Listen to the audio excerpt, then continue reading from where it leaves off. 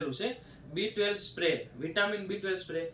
અત્યારે જનરલી લોકોને B12 ની કમી હોય છે કે લોકો અલગ અલગ બધી વસ્તુ ટ્રાય કરતા હોય છે. તો એમાં આપણે જે રિઝલ્ટ મળ્યું છે આપણે એમની પાસે સાંભળ્યું કે આપણો B12 નો સ્પ્રે એમને યુઝ કર્યો, કેટલું એમને રિઝલ્ટ મળ્યું ને શું શું એમને બેનિફિટ થયા છે. શું નામ તમારું? મારું નામ લલિતભાઈ. લલિતભાઈ, તમે આપણો જે B12 સ્પ્રે નહોતા યુઝ કરતા એ પહેલા તમને શું તકલીફ હતી? B12 યુઝ નહોતા કરતા એ સમયે મને હાથ પગમાં કરતા થતી હતી, માથું બહુ દુખતું હતું.